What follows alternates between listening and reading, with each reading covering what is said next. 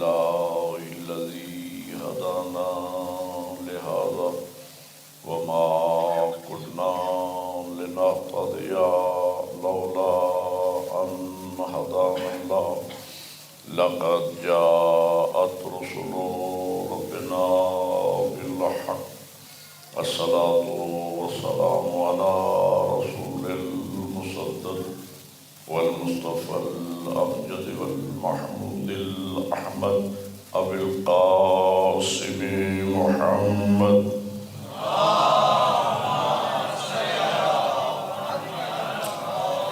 وآله الطيبين الطاهرين المعصومين. أما بعد فقد قال الله تبارك وتعالى في كتابه الأعلى: بسم الله الرحمن الرحيم. إنما يريد الله ليذهب عنكم الرجس أهل البيت ويطهركم تطهيرا.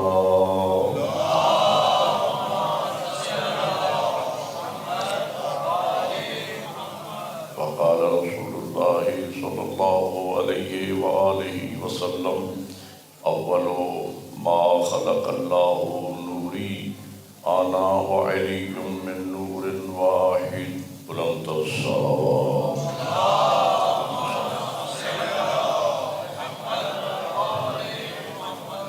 خالق کائنات کی علامت ناہی حمد و ثنا اور ذوات مقدسہ و مطہرہ حضرات محمد وآل محمد پر لاکھوں اور کروڑوں درود و سلام کے بعد میرے لیے یہ مقام سعادت ہے کہ ذکر مولا منتقیان کے وسیلے سے جشن مولود کعبہ کی نسبت سے آپ مومنین مخلصین کی زیارتوں کا شرف حاصل کر رہا ہوں۔ سب سے پہلے تمام برادران اسلامی کی خدمت میں بالعموم، موالیان حیدر کرار کی خدمت میں بالخصوص، اور اپنے زمانے کی امام کی بارگاہ مقدس میں بالاخص مبارکباد عرض کرتا ہوں۔ 13 رجب ہماری زندگی کا وہ خوبصورت ترین دن ہوتا ہے کہ جس دن ہم دنیا کے سارے غم بھلا کر صرف اور صرف خوشیاں مناتے ہیں۔ غم دورہ ہم سے بہت دور چلا جاتا ہے اور مولا منتقیان کی ولادت کی خوشیوں کو ہم دل کی اتھاہ گہرائیوں سے محسوس کرتے ہیں۔ اور جب بھی میں اپنے امام کا جشن مسرت پڑھتا ہوں، جشن ولادت پڑھتا ہوں اور مومنین کے چہروں پہ مسکراہٹیں دیکھتا ہوں، یہ کمکمیں، یہ لائٹنگ اور پھولوں کی پتیاں نچھاور کرتے دیکھتا ہوں، تو میرے دل و دماغ کی گہرائیوں میں جذبات کا ایک سمندر سا موجزن ہو جاتا ہے۔ اور ایسے میں میرا دل یہ چاہتا ہے کہ کاش آج میری آواز دنیا کے ان ناعاقبت اندیش لوگوں تک پہنچ سکتی کہ جو سارا سال میری قوم کو رونے کا طعنہ دیتے ہیں۔ میں انہیں کہتا کہ آؤ آج گلشن آباد میں ہمیں ہنستے بھی دیکھ لو، اس لیے کہ اگر ہم اہل بیت کے غم میں غم منانا جانتے ہیں تو ان کی خوشیوں میں خوشیاں منانا بھی ہمیں آتا ہے۔ حضور کی حدیث ہے، ایک چھوٹا سا استنباط شروع میں عرض کرنے چلا ہوں جشن کے حوالے سے۔ حضور کی حدیث ہے کہ مومن وہ ہے کہ جو میری آل کی خوشیوں میں خوشیاں منائے اور میری آل کے غم میں غم منائے۔ غم کے بارے میں تواتر کے ساتھ خصوصاً ایام عزا میں آپ یہ حدیث سماعت فرمایا کرتے ہیں کہ حضور نے فرمایا کہ من بقا علی الحسین ابقا و تباقا وجبت لہ الجنہ، جو میرے بیٹے حسین کے غم میں روئی یا رلائے یا رونے کی شکل بنائے، اللہ اس پہ جنت کو واجب قرار دیتا ہے۔ میرا ایک طالب علمانہ سا استنباط ہے کہ اگر غم کے موقع پہ رونے کی شکل بنانے سے جنت واجب ہوتی ہے تو 13 رجب کے جشن میں مسکرانے سے بھی جنت واجب ہے۔ اللہ نے ہمیں ایسے ہادی عطا فرمائے ہیں کہ جن کی خوشیوں میں مسکرانا بھی اس کی عبادت ہے۔ اور جب بھی میں اپنے کسی بھی معصوم ہادی کا جشن ولادت پڑھتا ہوں تو اس احساس سے فخر کے ساتھ کہ ادیان عالم میں دنیا کے مکاتب ہائے فکر میں یہ مکتب اہل بیت ہی کا درہ امتیاز ہے کہ فقط ہم ہی اپنے پیشواؤں کا جشن ولادت منا سکتے۔ پتہ نہیں آپ آمادہ ہیں جشن سننے کے لیے؟ اس لیے کہ دنیا اپنے اپنے پیشواؤں کا یوم وفات تو منا سکتی ہے، جشن ولادت نہیں منا سکتی۔ اور اس کا سبب یہ ہے کہ اگر کوئی اپنے کسی پیشوا کا جشن ولادت منائے بھی تو لوگوں کو بتائے گا کیا کہ کب پیدا ہوا، کس بت خانے میں آیا۔ یہ مکتب اہل بیت کا درہ امتیاز ہے۔ جب ہم اپنے پہلے امام کا جشن ولادت مناتے ہیں تو دنیا کو فخر سے بتاتے ہیں ہمارا پہلا امام آیا تو کعبہ میں، گیا تو مسجد سے۔ جن کے آنے میں بھی عظمت ہے اور جن کے جانے میں بھی عظمت ہے۔ میرا دل یہ چاہ رہا ہے، ابھی یہاں آ کے مجھے احساس ہوا کہ ایک حاضری پہلے بھی میری یہاں ہو چکی ہے، غالباً 3-4 شعبان کی نسبت سے وہ یہاں پہلے بھی میں نے جشن ہی پڑھا، لیکن وہ ماحول ایسا تھا کہ شدید بارش تھی۔ بارش میں نے لاہور سے سفر کیا، بارش میں یہاں پہنچا، بارش ہی کے دوران میں نے جشن پڑھا اور بارش ہی میں واپسی ہوئی۔ مومنین کی تعداد بھی بہت قلیل حاضر ہو سکی بارش کی وجہ سے، موسم کی خرابی کی وجہ سے۔ تو دوبارہ اللہ نے مجھے یہ شرف بخشا ہے آپ مومنین کی زیارتوں کا، اور وہ بھی اہل بیت کی خوشیوں میں میں آپ کے ساتھ شامل ہوا۔ میرا دل یہ چاہتا ہے کہ میں آپ کو 13 رجب کا جشن مولود کعبہ کی زبانی سناؤں۔ اب ذرا جشن والا ماحول آپ نے بنانا ہے۔ اللہ آپ کو جزائے۔ ہاں، مل کے عبادت کریں، سارے بولے حیدری۔ سن ہجری کے اعتبار سے آج ہم اپنے مولا امیر المومنین کا جشن ولادت بنا رہے ہیں، جبکہ حقیقت یہ ہے، یہ روایت مختلف الفاظ کے ساتھ مختلف کتابوں میں موجود ہے جو میں آپ کے سامنے سنانے چلا ہوں۔ القطرۃ من البحار، آیت اللہ احمد مستنبط نے بھی اس روایت کو نقل کیا ہے، اور القطرۃ من البحار کا 4 جلدوں میں مناقب اہل بیت کی صورت میں ترجمہ بھی ہو چکا ہے، اور اس کی پہلی جلد سے لے کر یہ روایت آپ کو سنا رہا ہوں۔ حیات القلوب میں بھی علامہ مجلسی نے اس روایت کو نقل کیا ہے۔ علامہ حسین بخش جاڑا نے تفسیر انوار النجف میں بھی تفصیل کے ساتھ اس روایت کو بیان کیا ہے کہ جب میرے مولا امیر سے کسی نے پوچھا کہ یا علی متی خلقتم، میں کوشش کروں گا کہ مولا امیر المومنین کی زبان مبارک سے نکلے ہوئے جو جملے ہیں وہ بھی آپ تک پہنچاؤں اور پھر ساتھ ساتھ ترجمہ کروں، لیکن آپ کی خصوصی توجہ کا طالب ہوں۔ پوچھا گیا حضرت سے کہ یا علی متی خلقتم، مولا آپ خلق کب ہوئے؟ میرے مولا امیر نے سوال سنا، زیر لب مسکرائے، سر سے لے کر پاؤں تک سائل کی طرف دیکھا اور زیر لب مسکرا کے فرماتے ہیں کہ سوال اتنا عظیم ہے اور جواب برداشت کرنے والا ظرف علی کو نظر نہیں آتا۔ سائل عرض کرتا ہے مولا جب میں نے پوچھ ہی لیا ہے تو میرے ظرف کے مطابق ہی آپ مجھے ارشاد فرما دیں کہ آپ خلق کب ہوئے۔ مولا امیر فرماتے اچھا تیرے ظرف کے مطابق تو پھر تو یہ بتا کہ تیری نگاہ میں اول مخلوق کون ہے؟ اس نے کہا حضرت میری نگاہ میں تو اول مخلوق حضرت آدم علیہ السلام ہیں۔ تو جو ہی اس نے کہا آدم، میرے مولا امیر مسکرا کے فرماتے سن ان اللہ خلق آدم من الطین والطین من الزبد والزبد من الموج والموج من البحر والبحر من الظلم والظلمۃ من النور والنور من الحرف والحرف من الآیہ والآیہ من السورہ والسورہ من الیاقوتہ والیاقوتہ من لا شیء ولا شیء من مشیت اللہ۔ فرماتے سن خالق کائنات نے آدم کو طین سے پیدا کیا، طین کو زبد سے پیدا کیا، زبد کو موج سے پیدا کیا، موج کو بحر سے پیدا کیا، بحر کو ظلمت سے پیدا کیا، ظلمت کو نور سے پیدا کیا، نور کو حرف سے پیدا کیا، حرف کو آیا سے پیدا کیا، آیا کو سورہ سے پیدا کیا، سورہ کو یاقوتہ سے پیدا کیا، یاقوتہ کو لا شے سے پیدا کیا، لا شے کو مشیت اللہ سے پیدا کیا۔ اور علی اپنے سینے پہ ہاتھ مار کے فرماتے ہیں نحن مشیت اللہ، و اللہ کی مشیت ہم ہیں۔ بہت شکریہ۔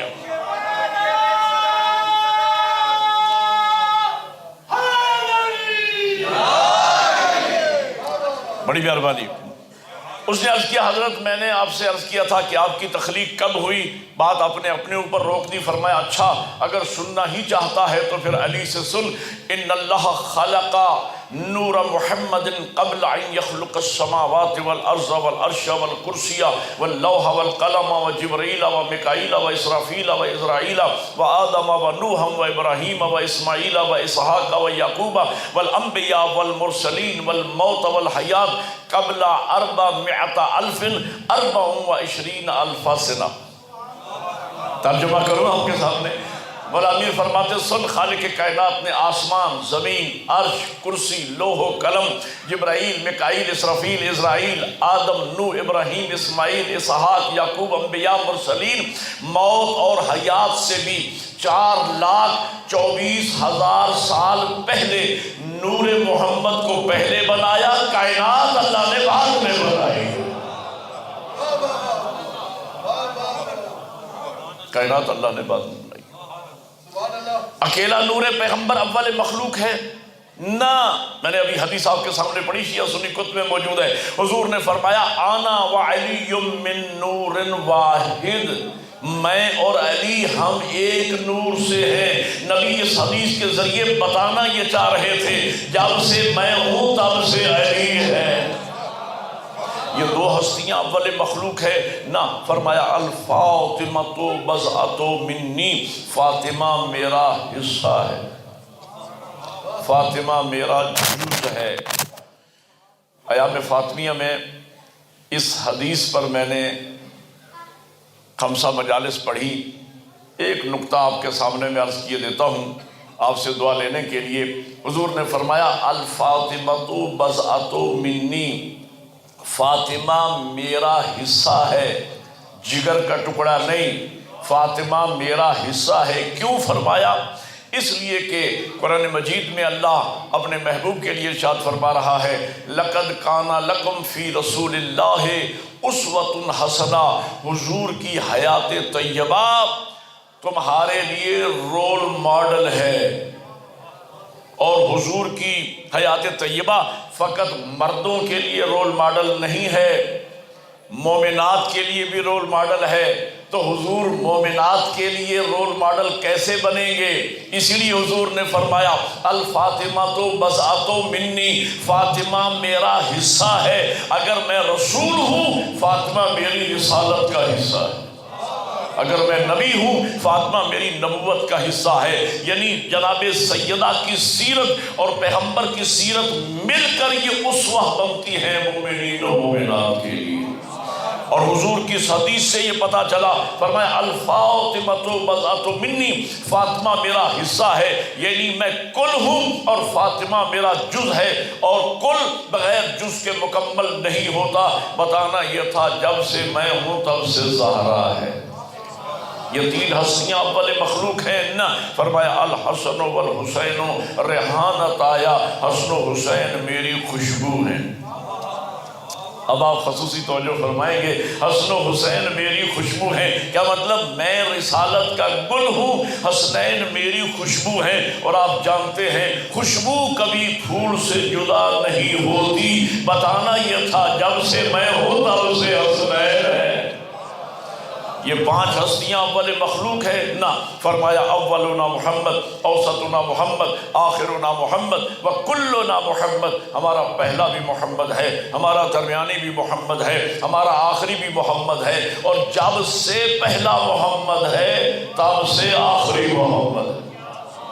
میں نے بہت جلدی 13 رجب تک آپ کو لے کے آنا ہے۔ اللہ قدیم ہمیشہ سے اس نے اپنی معرفت کے لیے 14 کے نور کو خلق فرمایا، اور اس کے بعد مولا امیر فرماتے ہیں سائل کی طرف دیکھ کر کے سن، ہم 14 کے انوار کو خلق کرنے کے بعد اللہ نے 12 حجابات خلق فرمائے، حجاب القدرت، حجاب العظمت، حجاب المنت، حجاب الرحمت، حجاب السعادت، حجاب الکرامت، حجاب المنزلت، حجاب الہدایت، حجاب النبوت، حجاب الرفت، حجاب الحیبت اور حجاب الشفاعت۔ 12 حجابات اللہ نے خلق فرمائے، اور میرے مولا امیر مسکرا کے فرماتے ہیں سن ثم وضع ذلك نور محمد فی حجاب القدرت 12,000 عام فهو يقول سبحان ربی الاعلی وبحمدہ۔ پھر اللہ نے ہم 14 کے نور کو حجاب قدرت میں 12,000 سال، حجاب منت میں 11,000 سال، حجاب رحمت میں 10,000 سال، اور بالترتیب آخری حجاب میں 1,000 سال رکھا۔ ہم 14 کا نور ان حجابات کی سیر بھی کرتا رہا، اللہ کی تسبیح بھی کرتا رہا۔ مولا امیر مسکرا کے فرماتے ہم بھی سال سال تھے۔ اللہ آپ کی جزائے خیر عطا فرمائے۔ اللہ قدیم ہمیشہ سے اس نے اپنی معرفت کے لیے 14 کے نور کو خلق فرمایا۔ حدیث قدسی ہے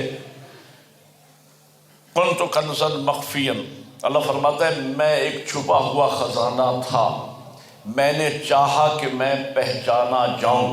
خلقت خلقا، میں نے ایک مخلوق کو پیدا کیا، لکھے اعرف، تاکہ اس مخلوق کے ذریعے میں پہچانا جاؤں۔ کیا مطلب؟ یہ 14 اس کو رب منوانے آئے ہیں، رب کہلوانے نہیں آئے۔ اور فرمانے یہ اس کی معرفت کروانے آئے ہیں۔ اللہ قدیم ہمیشہ سے اس نے اپنی معرفت کے لیے 14 کے نور کو خلق کیا، پھر 12 حجابات خلق فرمائے، اس کے بعد خلقت کائنات کا مرحلہ آتا ہے۔ مولا امیر فرماتے، مولا امیر المومنین کا جملہ یہ ہے فَتَقَ اللَّهُ نُورَ مُحَمَّدٍ وَخَلَقَ مِنْهُ السَّمَاوَاتِ وَالْأَرْضِ۔ پھر اللہ نے نور پیغمبر کو شگافتہ فرمایا، اور نور پیغمبر کے وسیلے سے اللہ نے آسمان و زمین خلق فرمائے۔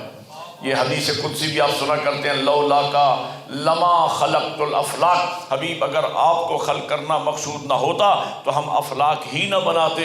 زمین و آسمان اللہ نے خلق فرمائے۔ مولا امیر فرماتے فَتَقَ اللَّهُ نوری وَخَلَقَ مِنْهُ الْعَرْشَ وَالْكُرْسِي، پھر مجھ علی کے نور کے صدقے میں اللہ نے عرش و کرسی کو پیدا کیا۔ وَفَتَقَ اللَّهُ نُورَ الْحَسَنِ وَخَلَقَ مِنْهُ اللَّوْحَ وَالْقَلَمِ، پھر میرے بیٹے حسن کے نور کے صدقے میں اللہ نے لوح و قلم کو پیدا کیا۔ وَفَتَقَ اللَّهُ نور الحسین وخلق منہ الملائکۃ والجنان، پھر میرے بیٹے حسین کے نور کے صدقے میں اللہ نے ملائکہ اور جنت کو پیدا کیا۔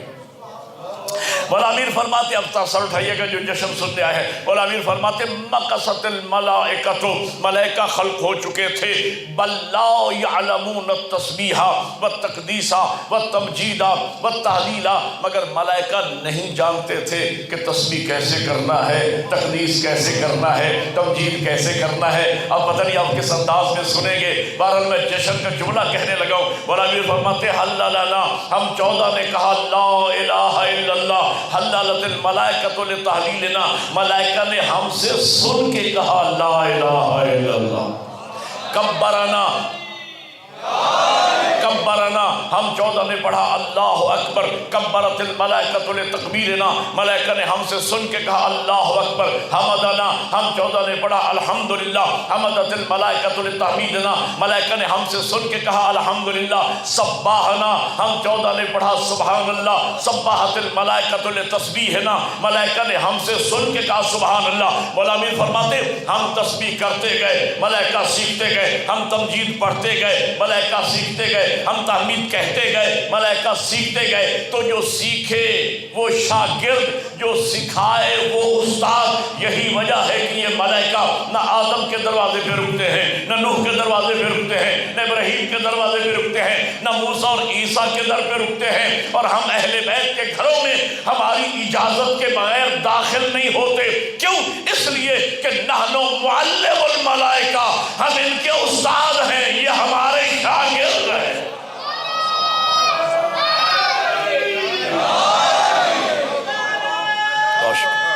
ایک نعرہ مل کے جشن کا نعرہ لگائیں، حیدری۔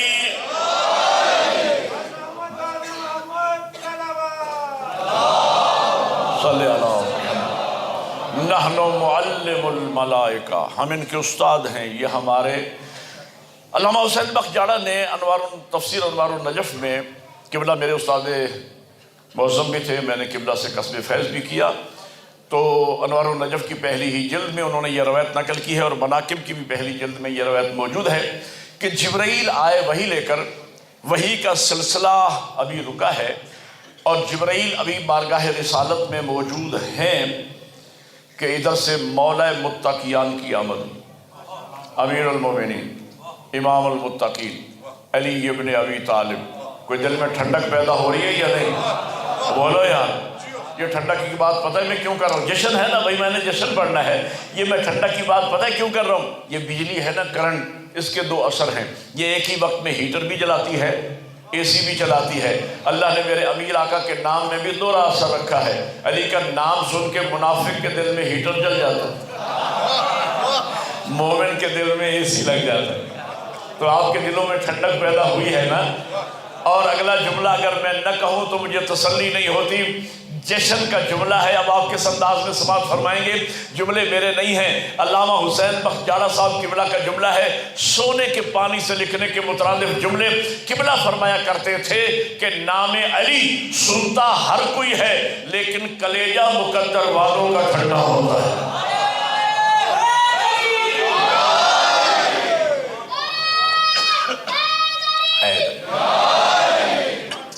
کلیجہ مقدر والوں کا ٹھنڈا ہوتا ہے۔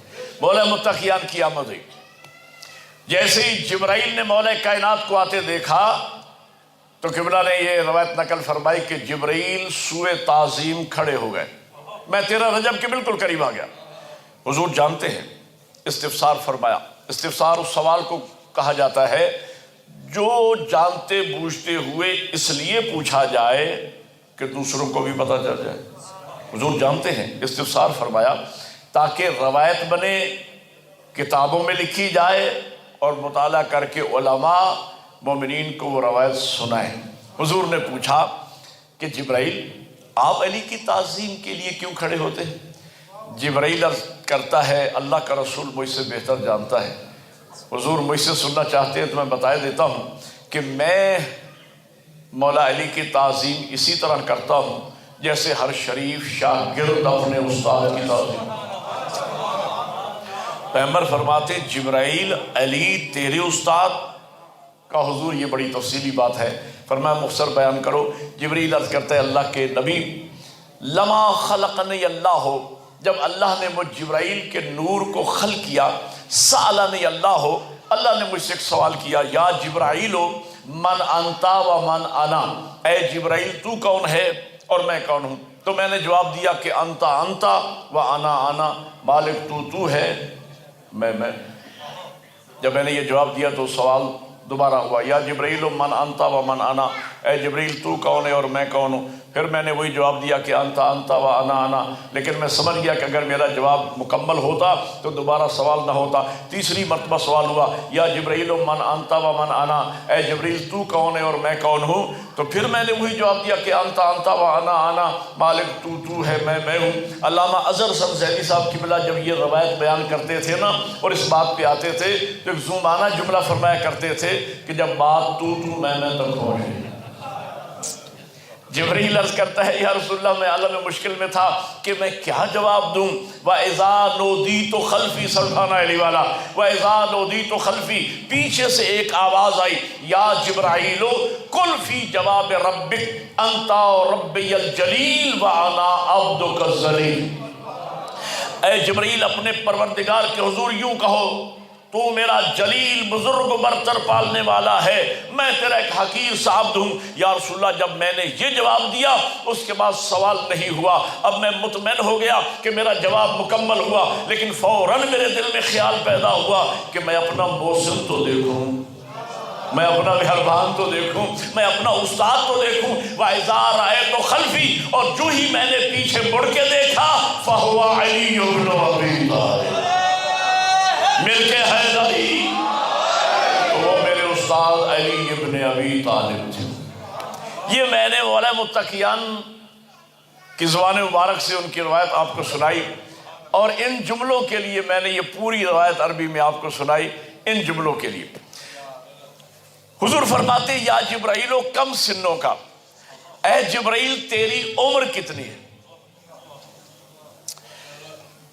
حضرت جبرائیل عرض کرتے ہیں کہ اللہ کا رسول بہتر جانتا ہے۔ حضور اگر دنیا میری عمر کا اندازہ لگانا چاہتی ہے تو اس سے لگا سکتی ہے کہ جب اللہ نے میرے نور کو خلق فرمایا تھا انا نجمن یطلع علی ساق العرش، اس وقت میں نے عرش کی دائیں جانب ایک ستارے کو طلوع ہوتے دیکھا۔ حیات القلوب میں 2 روایتیں ہیں، 30,000 سال کی روایت بھی ہے میں نے پڑھی، 70,000 سال کی روایت بھی موجود ہے کہ وہ ستارہ 70,000 سال کے بعد طلوع کرتا تھا، 70,000 سال کے بعد غروب کرتا تھا، اور جبریل عرض کرتے ہیں یا رسول اللہ وقد رأیتہ 70,000 مرہ، میں اس ستارے کو 70,000 مرتبہ طلوع ہوتے اور 70,000 مرتبہ غروب ہوتے اپنی آنکھوں سے دیکھ چکا ہوں۔ اس سے دنیا اندازہ لگا لے کہ میری عمر کتنی ہو۔ آمادہ ہے میں جملہ کہوں آپ کی خدمت میں؟ پوری روایت کا حاصل جملہ آپ کی خدمت میں عرض کرنے چلا ہوں۔ پیغمبر فرماتے ہیں یا جبرائیل ان تروا ذالک النجم الآن فہل تعرفو، اے جبرائیل اگر وہی ستارہ میں تجھے ابھی اسی وقت دکھا دوں، نہیں آپ غور ہی نہیں فرما رہے، میں دوبارہ پڑھتا ہوں۔ حضور فرماتے ان تروا ذالک النجم الآن فہل تعرفو، اے جبرائیل اگر وہی ستارہ میں تجھے ابھی اسی وقت دکھا دوں پہچان لے گا؟ جبرائیل عرض کرتے ہیں یا رسول اللہ ایک مرتبہ کوئی چیز دیکھ لی جائے، معصوم نگاہ ہے وہ نہیں بھولتی، میں 70,000 مرتبہ طلوع و غروب ہوتے اس ستارے کو دیکھ چکا ہوں، میں کیسے بھول سکتا ہوں؟ بس یہ سننا تھا۔ ایک مرتبہ میرے پیغمبر مسکرائے، مولا امیر کی طرف دیکھ کر فرمایا تقدم یا علی، یا علی ذرا آگے بڑھیے۔ علی آگے بڑھے، فاتصل جبینہ بجبین علی ابن ابی طالب، پیغمبر نے اپنی پیشانی کو علی کی پیشانی سے ملایا، فطالع نورا، ایک نور ساتے ہوا، ذہب الی السماء، جو آسمان کی طرف گیا، فصارا نجمن، وہاں جا کے ستارہ بنا۔ پیغمبر فرماتے جبرائیل وہ ستارہ دیکھو، جبرائیل وہ ستارہ دیکھو۔ جبرائیل نے آسمان کی طرف دیکھا، ایک ہاتھ نبی کے قدموں پہ، دوسرا ہاتھ علی کے قدموں پہ رکھ کے کہا فواللہ ھذا النجم الذی رأیتہ 70,000 مرہ، اللہ کی قسم یہ تو وہی ستارہ ہے جسے 70,000 مرتبہ میں نے دیکھا۔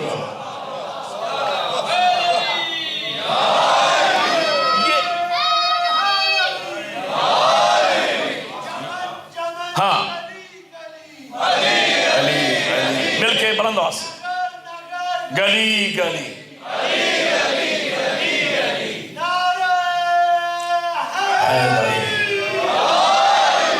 یہ تو وہی ستارہ ہے، یہ تو وہی ستارہ ہے جسے 70,000 مرتبہ طلوع و غروب ہوتے میں دیکھ چکا ہوں۔ یہ ستارہ کیا تھا؟ یہ وہی 14 کا نور اول تھا جس کے لیے نبی نے فرمایا اول ما خلق اللہ نوری، سب سے پہلے اللہ نے میرے نور کو خلق فرمایا۔ جو مولود کعبہ جشن سننے آئے ہیں میں ان کے لیے اگلے جملے میں جشن پڑھنے لگا ہوں۔ ایک مرتبہ مولا متقیان فرماتے ہیں کہ جب اللہ نے ہم 14 کے نور کو خلق فرما لیا، اس کے بعد جب خلقت آدم ہوئی تو ہمارے 14 کے اس نور اول کو اللہ نے صلب آدم میں رکھا۔ پھر یہ 14 کا نور اصلاب طاہرہ اور ارحام مطہرہ سے ہوتا ہوا جب ہمارا یہ نور صلب عبد المطلب میں پہنچا، یہاں آ کے اس نور کے 2 حصے ہو گئے۔ نور کا ایک حصہ صلب عبداللہ میں چلا گیا، نور کا دوسرا حصہ صلب ابو طالب میں چلا گیا۔ وہ نور کا حصہ جو صلب عبداللہ میں گیا وہ 17 ربیع الاول کو رحمت للعالمین بن کے ظاہر ہوا، اور وہ نور کا حصہ جو صلب ابو طالب میں گیا وہ آج 13 رجب کو امیر المومنین بن کے ظاہر۔ اب مل کے حیدری، اللہ آپ کی جزائے خیرت۔ میں آپ کو 13 رجب تک لے کے آیا، یہاں سے میں جشن شروع کرنے چلا۔ اللہ کی تخلیق کا پہلا مظہر یہ 14 ہے، بولو یار، اللہ کی تخلیق کا پہلا مظہر یہ 14 ہے۔ اور میں ایسے مجمع میں جشن پڑھ رہا ہوں، 100% الفاظ کی تہ تک پہنچنے والا مجمع ہے۔ بچوں کا شعور اتنا بلند ہے کہ بچے بڑوں سے بھی زیادہ نعرے لگا رہے ہیں، مجلسی لوگ بیٹھے ہیں، سننے والے لوگ بیٹھے ہیں۔ میرے قبلہ، اللہ کی تخلیق کا پہلا مظہر میرا نبی ہے، میرا مولا علی ہے۔ یہ 14 اللہ کی تخلیق کا پہلا مظہر ہے۔ انسان کی تخلیق میں اور اللہ کی تخلیق میں فرق ہے۔ انسان جو لیٹسٹ بناتا ہے پہلے سے بہتر بناتا ہے۔ بولو یار، میں مثال دوں گا تو چھوٹے بچے بھی سمجھ جائیں گے، بزرگ تو مجھ سے بہتر جانتے ہیں۔ سب سے پہلے انسان نے سائیکل ایجاد کیا، پھر موٹر سائیکل ایجاد ہوا، پھر 4 ویل گاڑیاں آ گئیں، پھر ٹرین ایجاد ہوئی، پھر ہیلی کاپٹر آ گیا، پھر ہوائی جہاز آ گیا، پھر F-16 آ گیا۔ تخلیق کے لحاظ سے اگر انسان میں نقص نہ ہوتا تو یہ پہلے دن F-16 بناتا۔ میں نے کچھ کہا پتہ نہیں آپ سمجھے یا او بھائیو، تخلیق کے لحاظ سے اگر انسان کامل ہوتا، ناقص نہ ہوتا تو یہ پہلے دن F-16 بناتا۔ ایک جملہ ہے اردو کا، ذرا مشکل ہے تو اردو دان لوگ بیٹھے ہیں سمجھیں گے اس جملے کو۔ مشق کے بعد ہاتھ کا سنبھلنا دلیل نقص ہے۔ تمرین کے بعد، مشق کے بعد آہستہ آہستہ بہتری کی طرف آنا یہ ناقص ہونے کی دلیل ہے۔ ایک اور مثال عرض کروں، سب سے پہلے انسان نے ریڈیو ایجاد کیا، تہلکہ مچ گیا سائنس کی دنیا میں، کمال ہو گیا۔ لندن سے نشر ہونے والی خبریں ہم یہاں پنڈی اسلام آباد میں بیٹھ کے سن رہے ہیں۔ اس کے بعد پھر ٹیپ ریکارڈر ایجاد ہوئی، ہر گھر میں بڑے بڑے ٹیپ ریکارڈر ملنے لگے۔ اس کے بعد پھر کمپیوٹر آ گیا، پھر انٹرنیٹ آ گیا۔ اب موبائل پر انٹرنیٹ کی سہولت موجود ہے۔ میں کہتا ہوں تخلیق کے لحاظ سے اگر انسان میں نقص نہ ہوتا تو انسان پہلے دن انٹرنیٹ بناتا۔ یہ بات میری سمجھ گئے ہیں؟ اب آپ کو لطف آئے گا۔ پہلے دن انسان انٹرنیٹ بناتا۔ انسان کی تخلیق میں اور اللہ کی تخلیق میں فرق ہے۔ انسان کے ہاں نقص ہی نقص ہے، اللہ کے ہاں کمال ہی کمال ہے۔ دلیل یہ ہے، انسان جو آخر میں بناتا ہے سب سے بہتر بناتا ہے، چونکہ انسان میں نقص ہی نقص ہے۔ اللہ کے ہاں چونکہ کمال ہی کمال تھا، لہذا خلقت کائنات سے 4,24,000 سال پہلے جس نور اول کو اللہ نے سب سے پہلے بنایا، اسی کو سب سے اعلیٰ بنایا۔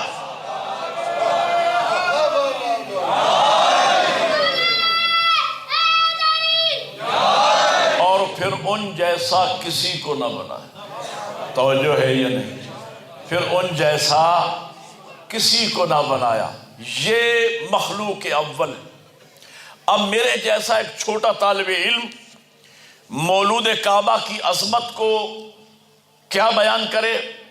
او بھائیو، انسانی دماغ کی ایک لمٹ ہے جس سے اوپر یہ طائر فکر انسانی پرواز کرنے کی صلاحیت ہی نہیں رکھتا ہے۔ ایک میں بات عرض کروں، آپ لطف لیں گے۔ خدا کے لیے جوہر کی قیمت جوہری ہی سے پوچھی۔ وہ بندہ کہ جس نے زندگی میں 5,000 کا نوٹ نہ دیکھا ہو، خدا کے لیے اس سے کوہ نور کی مالیت ماپنے کو نہ کہی۔ نہیں، غور ہی نہیں فرمایا۔ وہ بندہ جو ڈیلی 1,000-1,200 پہ مزدوری کرنے والا ہو، اگر آپ اس سے پوچھ بھی بیٹھیں گے کہ میاں کوہ نور کی مالیت لگاؤ، وہ بڑی چھلانگ لگائے گا، کہے گا 50 لاکھ۔ اس غریب کو کیا پتا کوہ نور کیا ہوتا ہے؟ تو وہ مولوی صاحبان کے جن کی جیب میں فضائل کا ٹکا نہ ہو، وہ کیا جانے حسنین کے بابا کا مقام کیا ہے؟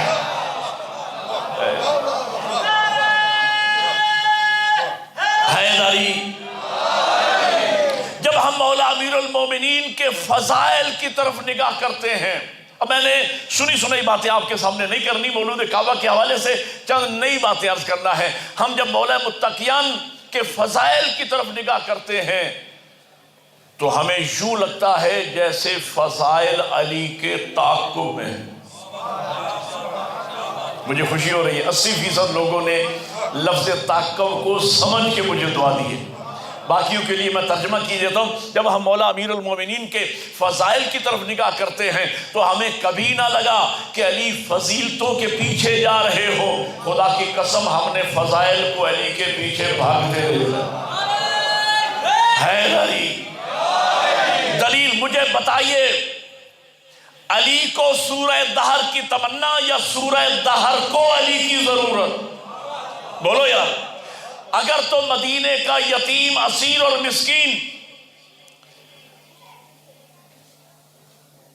اگر مدینے کا یتیم، اسیر اور مسکین علی روٹیاں لے کے جائے ان کے پاس، میں مان لیتا ہوں شاید علی کو سورہ دہر کی تمنا ہوگی، لیکن اگر مدینے کا یتیم، اسیر اور مسکین علی کا دروازہ کھٹکھٹا کے روٹیاں لے جائے اور سورہ دہر آ جائے تو ماننا پڑے گا سورہ دہر کی ضرورت کا نام علی ہے۔ میں نے پھر مولود کعبہ پہ آپ کو لے کے آنا ہے، لیکن چند مثالیں سن لیجئے۔ مجھے بتائیں علی کو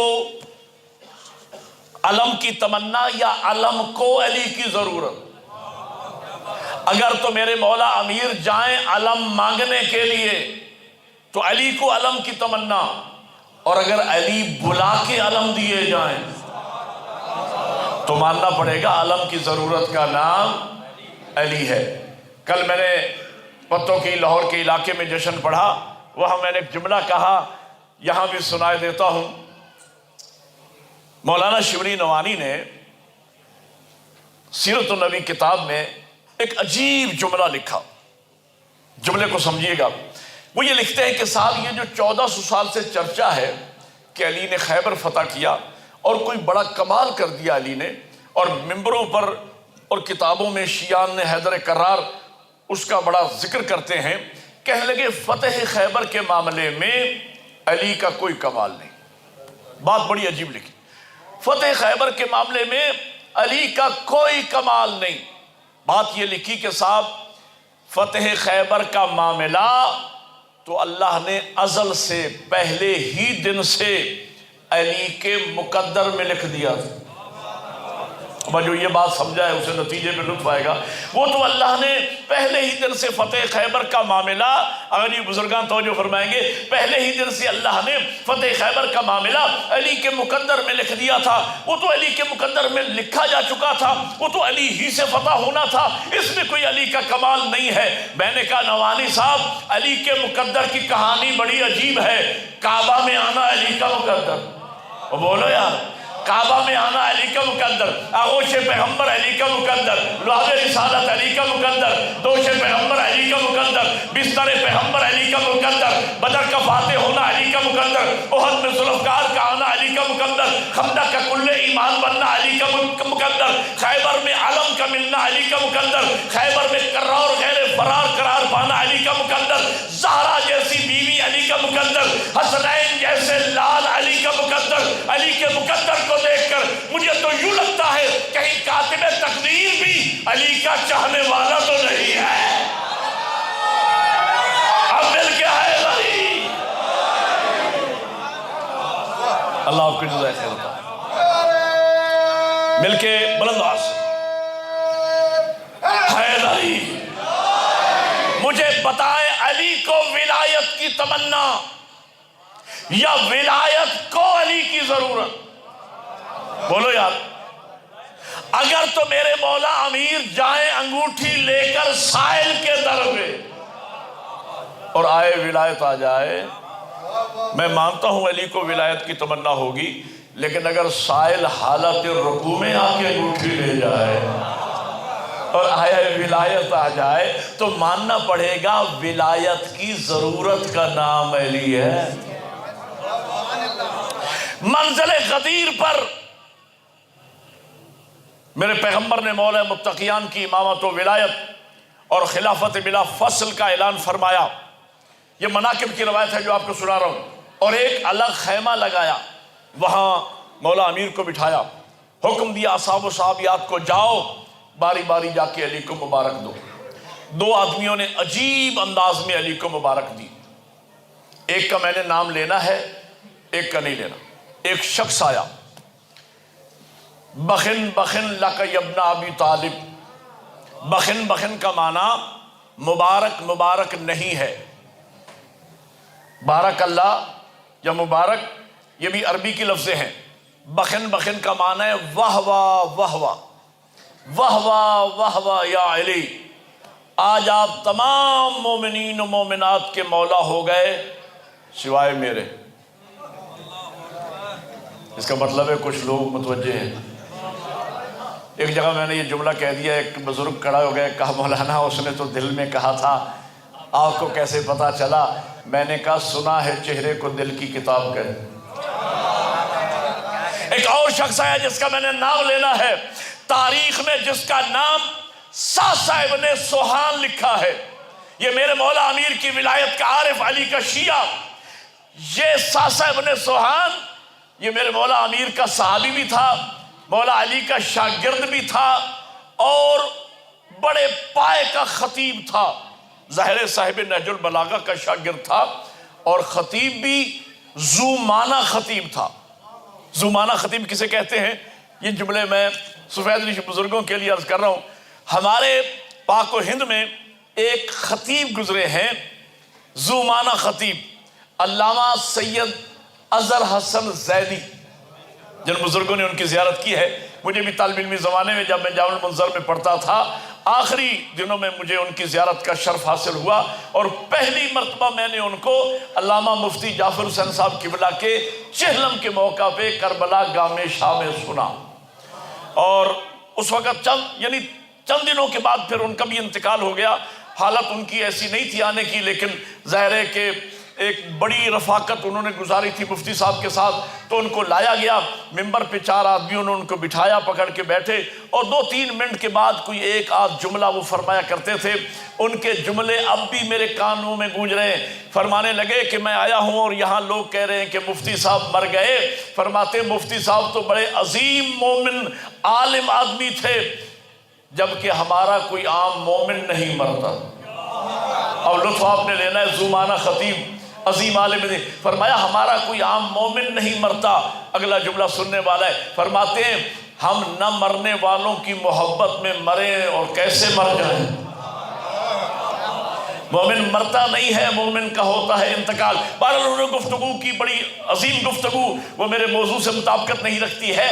تو ذو معنی خطیب تھے ہمارے، اور ان کا ایک جملہ مجھے بڑا پسند ہے جو میں آپ کو سنائے دیتا ہوں۔ یہ رجب کا مہینہ ہے، اسی مناسبت سے شاید انہوں نے محرم چہلم میں، شعبان میں، رجب میں نیازیں پکتی ہیں۔ 22 رجب کی نیاز شیعہ سنی دوست مل کے پکاتے ہیں، امام سے منسوب ہے۔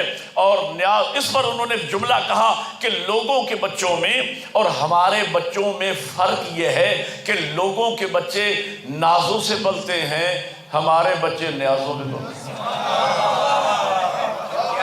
تو جو ہے یہ نہیں۔ تو اسی طرح ساسا ابن سوہان یہ مولا امیر کی ولایت کا عارف، علی کا شیعہ، علی کے خیمے کے در پہ آیا، آداب و تسلیمات کے بعد کہتا ہے یا علی میں آپ کو مبارک دینے نہیں آیا، میں آپ کو مبارک دینے نہیں آیا۔ مولا امیر جانتے ہیں، مسکرا کے پوچھتے ہیں ساسا پھر کیسے آئے ہو؟ کہا یا علی میں تو آپ کے سامنے کھڑے ہو کر خود ولایت کو مبارک دوں گا، ولایت تجھے مبارک ہو، تجھے علی جیسا مولا ملے۔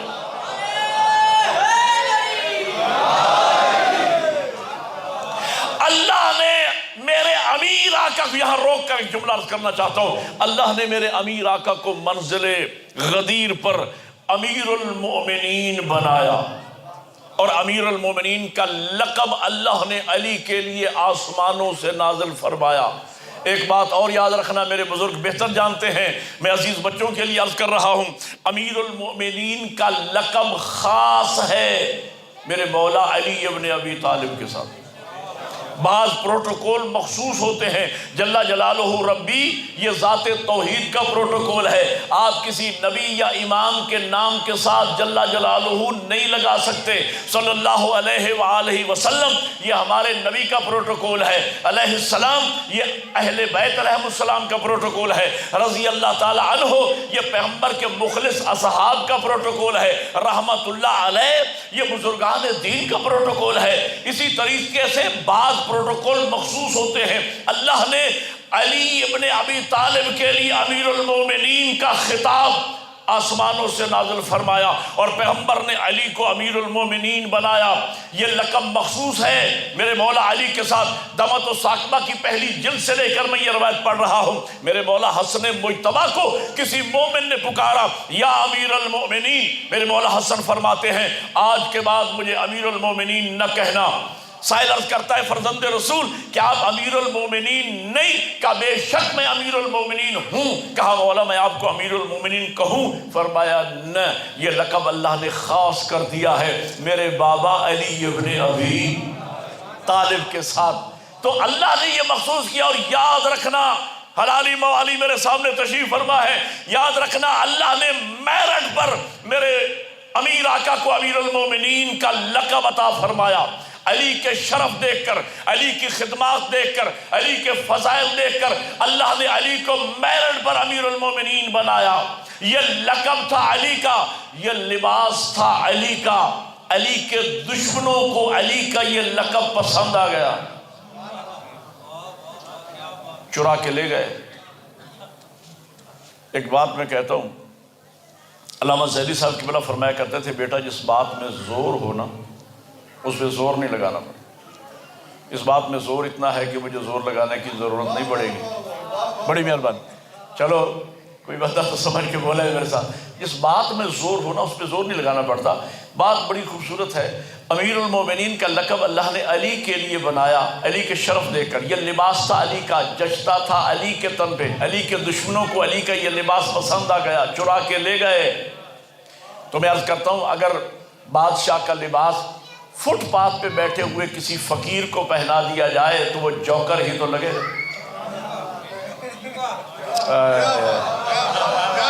پتہ نہیں آپ کیا سوچ رہے ہیں۔ او بھائیو، بادشاہ کا لباس اگر کسی کنگال فقیر کو پہنا دیا جائے تو بادشاہ کا لباس پہننے سے بادشاہ تھوڑا ہی بن جائے گا۔ یہ لقب تھا علی کا، اللہ نے میرٹ پہ عطا فرمایا تھا۔ علی کے دشمنوں کو یہ لقب پسند آ گیا، چرا کے لے گئے۔ تو جن لوگوں نے اللہ کے بنائے ہوئے کو امیر المومنین نہیں مانا تو پھر انہیں کیسے کیسے امیر المومنین ملے؟ پتہ نہیں آپ کیا سوال فرما رہے ہیں۔ اب میں آپ کی ذوق سماعت سے بھی آگاہ نہیں ہوں کہ آپ کیا سننا پسند کرتے ہیں، لیکن جشن ہے، مولا امیر کے فضائل ہی ظاہر پڑھنا ہے تو اللہ نے۔ اچھا میں ایک جملہ معترضہ کے طور پر روک کر ایک بات کہنے چلا ہوں اور اسی میں ایک پیغام بھی ہے۔ اللہ نے میرے مولا علی کو میرٹ پر امیر المومنین بنایا، علی کے دشمنوں کو یہ لقب پسند آ گیا، چرا کے لے گئے۔ تو جن لوگوں نے اللہ کے بنائے ہوئے کو امیر المومنین نہیں مانا تو انہیں کیسے کیسے امیر المومنین ملے؟ جملہ یہ ہے، ایک سوال کا جواب آپ نے دینا ہے، یہ میں عزیز بچوں تک تاکہ پیغام پہنچے۔ لائق سجدہ ذات کون سی؟ بولو، لائق سجدہ ذات کون سی ہے؟ صرف ذات توحید۔ سجدہ کسے کہتے ہیں؟ 7 اعضاء کا زمین پر ٹیکنا، یہ سجدہ کہلاتا ہے، اور یہ صرف ذات توحید کے ساتھ مختص ہے۔ اللہ کے علاوہ کوئی لائق سجدہ نہیں ہے۔ ایک بات کی میں وضاحت کر دوں تاکہ ذکر امیر المومنین کے وسیلے سے ایک میرا میسج اور پیغام پہنچ جائے نوجوانوں تک، بچوں تک، بزرگوں کی موجودگی میں، کہ لائق سجدہ صرف اللہ کی ذات ہے۔ یاد رکھنا، تعظیمی سجدے کا وجود اسلام میں ہے ہی نہیں، کوئی تعظیمی سجدہ نہیں ہے۔ سجدہ صرف ایک ہے اور وہ ذات توحید کے لیے ہے بس۔ یہ پیر کو سجدہ، یہ فقیر کو سجدہ، یہ دربار کو سجدہ، یہ فلاں کو سجدہ، اس کا تصور اسلام میں نہیں ہے۔ اسلام میں ایک سجدہ ہے اور وہ صرف ذات توحید کے لیے ہے بس۔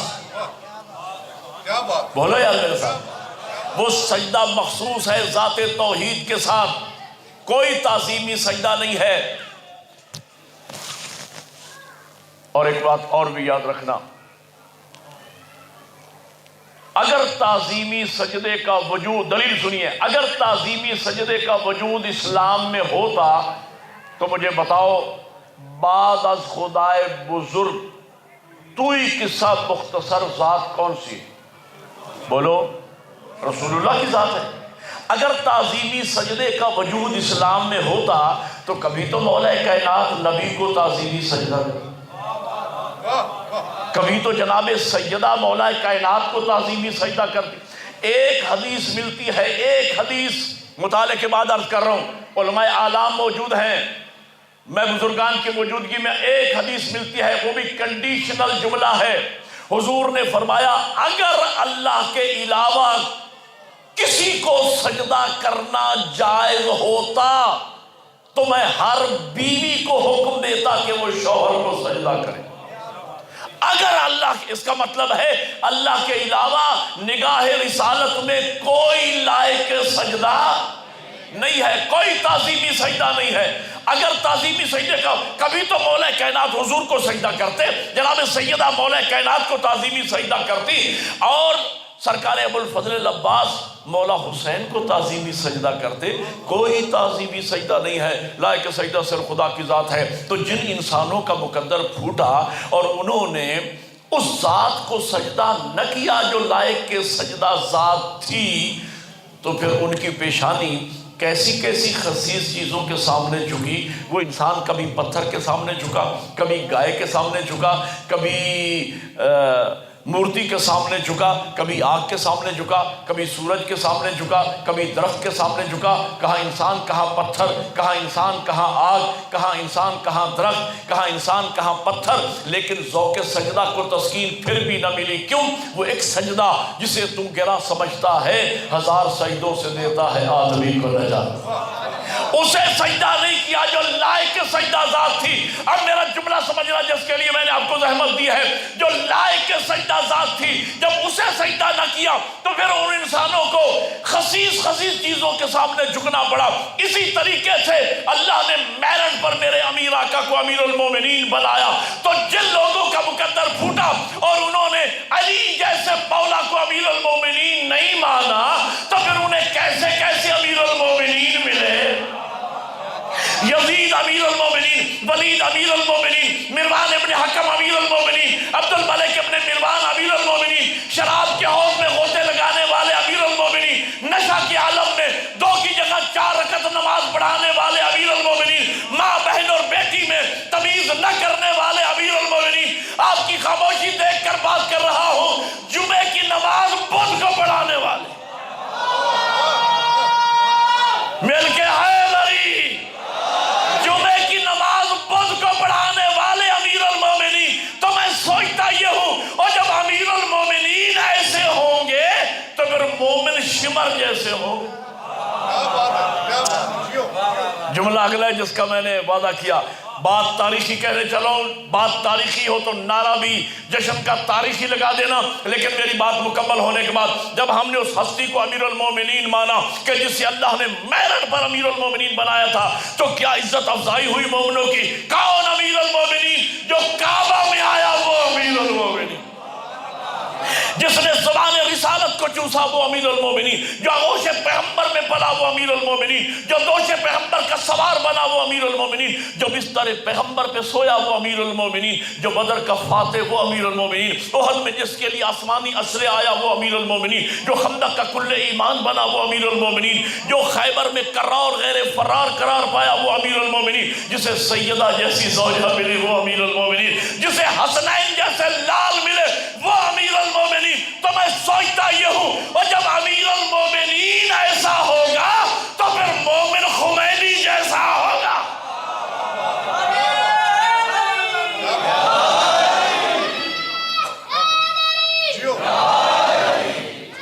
جب امیر المومنین ایسا ہوگا تو مومن خمینی جیسا، پھر مومن سید حسن نصر اللہ جیسا، پھر مومن حسینی جیسا۔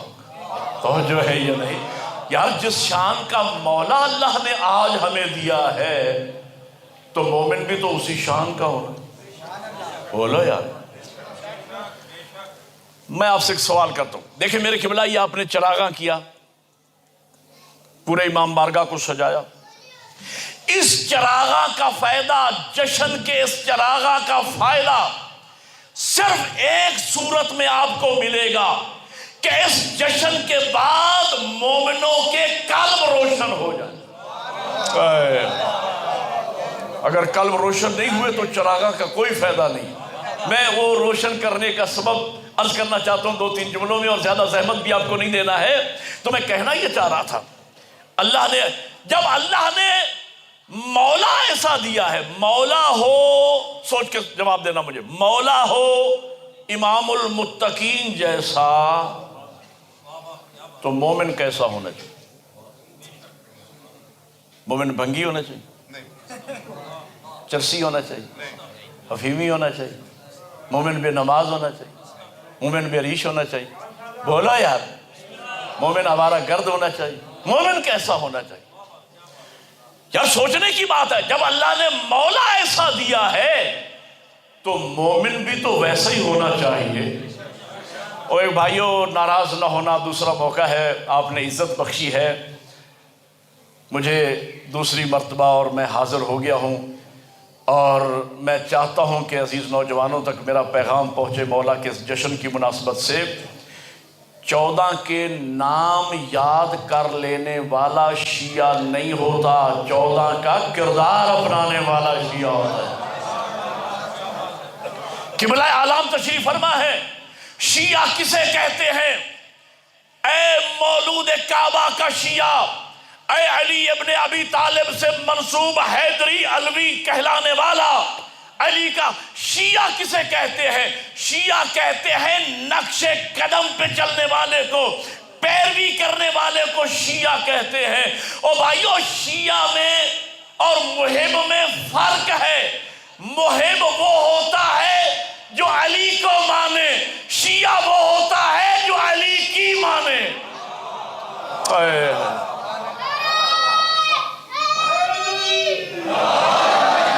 اور ایک بات اور یاد رکھنا، محب ضروری نہیں کہ شیعہ ہو، غیر شیعہ بھی محب ہو سکتا ہے، ہندو بھی محب ہو سکتا ہے، سکھ بھی علی کا محب ہو سکتا ہے، یہودی بھی علی کا محب ہو سکتا ہے۔ اور علی سے، علی ایک کمال کا نام ہے، اور کمال سے محبت یہ انسان کی فطرت میں ہے، اس کا تعلق کسی مذہب سے نہیں ہے۔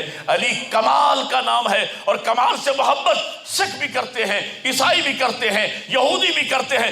آپ انٹرنیٹ پہ جائیں، وہاں لکھیں کہ علی غیر مسلموں کی نگاہ میں، تو آپ کو ہندو پنڈت جو ہیں وہ علی کے فضائل پڑھتے نظر آئیں گے، سکھ علی کے قصیدے پڑھتے نظر آئیں گے، عیسائی علی کے قصیدے پڑھتے نظر آئیں گے، یہودی علی مولا کے فضائل پڑھتے ہوئے نظر آئیں گے۔ تو میں کہنا یہ چاہ رہا ہوں، محب غیر شیعہ بھی ہو سکتا ہے۔ مجھے اسی سال چند مجالس پڑھنے کا اتفاق ہوا نواب شاہ میں، وہاں میں نے مجالس پڑھی، ایک نوجوان سامنے بیٹھتا تھا، بڑا خوبصورت نوجوان، 20-22 سال کا نوجوان۔ جب میں مولا امیر کے فضائل بیان کرتا تو وہ پورے تن کے ساتھ، اس کا چہرہ کھل اٹھتا، پورے وجود کے ساتھ اٹھ کے وہ مولا علی کے نعرے لگاتا، اتنے خوبصورت نعرے لگاتا۔ آخری مجلس میں میں اسے داد دیے بغیر نہ رہ سکا، میں نے کہا جوان، اللہ تیری جوانیاں سلامت رکھے، یار کیا خوبصورت انداز میں تو مولا علی کے فضائل سنتا ہے اور مولا علی کے فضائل سن کے نعرے لگاتا ہے۔ تو وسیم کھوکر صاحب میرے بانی تھے، وہ کھڑے ہو گئے اور انہوں نے میرے کان میں کہا، مولانا یہ نوجوان مسلمان نہیں، یہ ہندو ہے۔ اس وقت میں نے جملہ کہا، میں نے کہا علی سے محبت کرنے کے لیے مسلم نان مسلم کا مسئلہ نہیں، حلالی ہونے کا مسئلہ ہے۔ جو حلالی ہوگا وہ علی سے پیار کرے گا، صرف حرامی علی سے محبت نہیں کرے گا۔ تو بہرحال غیر مسلم علی سے محبت کرتے ہیں۔ محب میں اور شیعہ میں فرق ہے۔ محب وہ ہوتا ہے جو اہل بیت کو مانے، شیعہ صرف وہ ہے جو اہل بیت کی مانے۔ توجہ فرما رہے ہیں؟ ختم کر رہا ہوں میں گفتگو کو، پھر میں مولود کعبہ پر ہی جشن کو مکمل کروں گا، لیکن یہ جملہ سن لی، 14 کے نام یاد کر لینے والا شیعہ نہیں ہوتا، 14 کا کردار اپنانے والا شیعہ ہوتا ہے۔ توجہ ہے یہ نا؟ 14 کا کردار اپنانے والا شیعہ ہوتا ہے۔ رحمت للعالمین کا ماننے والا ہو اور ظالم، بولو یا کلمہ پڑھتا ہے رحمت للعالمین کا، اور کلمہ گو خود ظالم ہے، مجھے بتاؤ کیا فیض ملا رسول رحمت کا کلمہ پڑھ کے اسے؟ ایک ربائی سنا دوں، پتہ نہیں آپ کو پسند آئے گی یا نہیں۔ ناپاک زبانوں سے نہ لو نام حسین، لوٹی ہوئی دولت سے محرم نہ کرو۔ نہیں پسند آ رہی تو نہیں پڑھتا۔ ناپاک زبانوں سے نہ لو نام حسین، لوٹی ہوئی دولت سے محرم نہ کرو، اور جن ہاتھوں سے ظالم کی حمایت کی ہو ان ہاتھوں سے شبیر کا ماتم نہ کرو۔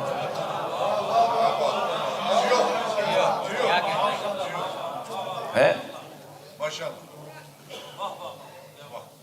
شیر خدا کا ماننے والا ہو اور بزدل ہو، علی کو ماننے کا فائدہ۔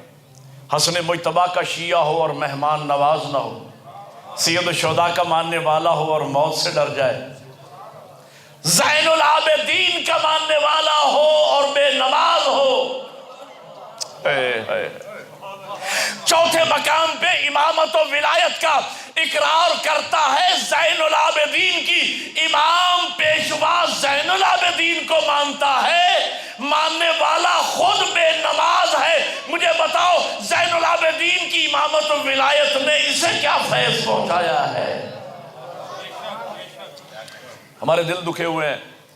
نام نہاد اللہ میں ایک جگہ مجلس ہو رہی تھی، ایک نام نہاد بندہ پڑھ رہا تھا، میاں محبت اہل بیت ہونا چاہیے، یہ نماز یہ مولویوں کے بنایا ہوا، محبت اہل بیت ضروری ہے، نماز ضروری نہیں ہے۔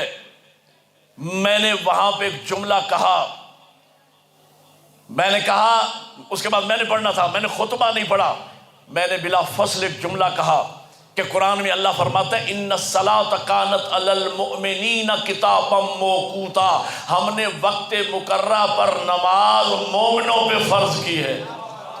توجہ ہے یا نہیں؟ زین العابدین کا شیعہ ہو اور بے نماز ہو، باقر العلوم کا ماننے والا ہو اور حلال و حرام کا پتہ ہی نہ ہو۔ پانچویں مقام پہ امام مانتا ہے باقر العلوم کو، اے شیعان علی خوش نصیب ہو، دنیا میں کسی مکتبہ فکر کے امام کا لقب نہ باب العلم ہے نہ باقر العلوم ہے، تمہارے امام کا لقب باب العلم بھی ہے اور باقر العلوم بھی ہے۔ میں سوچتا ہوں تو دکھ ہوتا ہے جس قوم کو علم کے میدان میں دنیا کی قیادت کرنا چاہیے تھی، وہی قوم علم کے میدان میں سب سے پیچھے رہ گئی۔ صادق کا ماننے والا ہو اور جب بولے جھوٹ بولے۔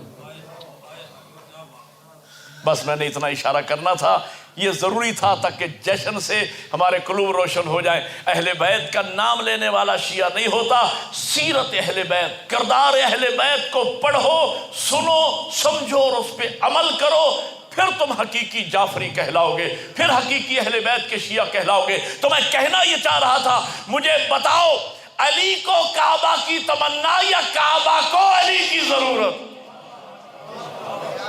بس میں نتیجے کے قریب آ گیا۔ ایک نعرہ مل کے بولو حیدری۔ اگر تو مولا امیر المومنین کی والدہ معظمہ جناب فاطمہ بنت اسد سلام اللہ علیہا آدھی دروازہ سے کعبہ میں آتی اور میرے مولا امیر کی ولادت کعبہ میں ہو جاتی، ہم مان لیتے کہ شاید علی کو کعبہ کی تمنا ہوگی، لیکن دیوار کعبہ نے علی کی ماں کو راستہ دے کے بتایا میری ضرورت کا نام علی ہے۔ علی میرے مولا امیر کی ولادت کعبہ میں ہوئی، نہ علی سے پہلے کوئی کعبہ میں آیا نہ علی کے بعد کوئی کعبہ میں آیا، تو علی ہی کعبہ میں کیوں آئے؟ بات سمجھنا خدا کے لیے، علی ہی کعبہ میں کیوں آئے؟ اس لیے کہ خدا جانتا تھا کہ علی کی ذات وہ ہے جن سے متعلق لوگ گمراہ ہو جائیں گے اور علی کو خدا کہنے لگیں گے، علی کو رب کہنے لگیں گے۔ علی کی ولادت کعبہ میں کروائی اور اس کو اتنی شہرت دی تاکہ فضائل علی میں بہ کر لوگ علی کو خدا نہ مان لے، مولود کعبہ کا جشن مناتے رہے، تاکہ ان کے دماغوں پر یہ بات مسلط رہے کہ پیدا ہونا مخلوق کی علامت ہے، خدا پیدا نہیں ہوتا۔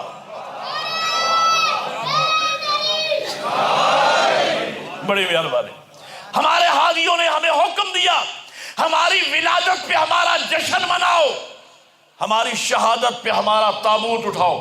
ہم نے 13 رجب کو مولا متقیان کی ولادت کا جشن منایا، 21 رمضان کو مولا علی کی شہادت کا تابوت اٹھایا، لوگ کہتے ہیں یہ شیعہ اپنے ائمہ کا تابوت اٹھاتے ہیں، یہ شرک کرتے ہیں، یہ ہمارے بزرگوں نے ہمیں مشرک بنانے کے لیے نہیں، مواحد بنانے کے لیے، توحید پرست بنانے کے لیے حکم دیا ہے، تاکہ ولادت پہ جشن منائیں، شہادت پہ تابوت کو کاندھا دے، تاکہ فضائل اہل بیت کے رو میں بہ کر یہ اہل بیت کو خدا نہ کہیں، ان کے دماغوں پہ بات مسلط رہے۔ ولادت بھی مخلوق کی ہوتی ہے، تابوت مخلوق کا اٹھتا ہے، خدا کا نہیں۔ میں نے کچھ کہا، پتہ نہیں سمجھا سکا یا نہیں، توجہ ہے یا نہیں؟ تو میرے مولا امیر کی ولادت کعبہ میں ہوئی، علی کا کعبہ میں آنا یہ علی کے طاہر ہونے کی دلیل ہے۔ اس لیے میں نے آیت تطہیر پڑھی، ارشاد ہوتا ہے انما یرید اللہ لیذھب عنکم الرجس اہل البیت ویطہرکم تطہیرا۔ اے اہل بیت محمد، ختم ہوگی میری تقریر، میں نتیجے کے قریب آگے 2-4 منٹ کی اور زحمت ہے۔ اے اہل بیت محمد، اللہ نے ارادہ کر لیا ہے تم سے ہر قسم کے رجس کو دور رکھے۔ اگر آپ توجہ فرمائیں تو لطف آئے گا۔ اللہ نے ارادہ کر لیا ہے اے اہل بیت محمد، تم سے ہر قسم کے رجس کو دور رکھے۔ پتہ چلا جو جو اہل بیت سے دور ہیں نگاہ توحید میں وہی رجس۔ جشن کا ماحول نہ ہوتا تو شاید میں چھوڑ جاتا اس بات کو، جشن ہے تو سنائے دیتا ہوں۔ ہمارے ایک حکیم گزرے ہیں خالد علوی، طب پر انہوں نے کتاب لکھی ہے، انہوں نے بھی لکھا اور میرے پاس حوالہ موجود ہے۔ 28 دسمبر سن 2004 جیو ٹی وی پر عالم آن لائن پروگرام میں ڈاکٹر عامر لیاقت حسین نے علماء سے سوال و جواب کرنے سے پہلے اسی روایت پر ختم کر دوں گا گفتگو۔ روایت یہ تھی کہ ایک دن حضور نے شہد کی مکھیوں سے استفسار فرمایا کہ آپ مختلف الذائقہ پھولوں سے رس چوس کے لاتی ہو اور جب مل کر بیٹھتی ہو شہد بناتی ہو، پھولوں کا رس عام طور پہ کڑوا ہوتا ہے، کبھی چبا کے دیکھ لیجئے گا، لیکن جب تم مل کے بیٹھتی ہو اور شہد بناتی ہو تو اللہ اس میں مٹھاس بھی پیدا کر دیتا ہے، شفا بھی۔ تو یہ مٹھاس اور شفا کہاں سے آتی ہے؟ مکھیوں نے ہاتھ باندھ کے عرض کیا یا رسول اللہ، ہم مختلف ذائقہ پھولوں سے جب رس چوس کے لاتی ہیں اور جب ہم مل کر بیٹھتی ہیں تو ہم مل کر تیری اور تیری آل پہ درود پڑھتی ہیں۔ وہ ذکر محمد و آل محمد کے وسیلے سے اللہ اس شہد میں مٹھاس بھی پیدا کر دیتا ہے اور شفا بھی پیدا کر دیتا ہے۔ حکیم صاحب نے لکھا، اللہ حکیم صاحب نے لکھا اور میں نے بعض حکماء سے اس کی تصدیق بھی کی ہے، کوئی حکیم بیٹھو تو شاید اس کی تصدیق کرے گا۔ فرماتے 2 روٹیاں لے لے، ایک روٹی پہ اصلی شہد لگا دے، ایک پہ نقلی شہد لگا دے، دونوں روٹیاں کتے کے سامنے ڈال دے، کتا نقلی شہد والی روٹی کھا لے گا، اصلی شہد والی روٹی کو کتا منہ نہیں لگائے گا۔ آگے اس کے ریزن میں انہوں نے یہی روایت بیان کی، کیونکہ اصلی شہد پر آل محمد کا نام لیا گیا ہے، آل محمد پہ درود پڑھا گیا ہے، اور کتا ہے نجس العین، لہذا نجس منہ اسے لگ نہیں سکتا ہے۔ جب سے میں نے یہ پڑھا ہے نا، میں تو عرض کیا کرتا ہوں کہ اے شیعوں حیدر کرار، جب آپ نیاز امام حسین تیار کرتے ہو، حاضری سرکار وفا بناتے ہو، اور نیاز امام جعفر صادق علیہ السلام تیار کرتے ہو، اور اس پر اللہ اور اہل بیت کا ذکر پڑھتے ہو، تو پھر اس کے بعد پریشان نہ ہوا کرو کہ فلاں بندہ یہ نیاز کیوں نہیں کھاتا، فلاں ملا یہ حاضری کیوں نہیں کھاتا، کہ بلا اسے کوئی کھا سکتا ہی نہیں، اسے نجس منہ لگنا ہی نہیں ہے۔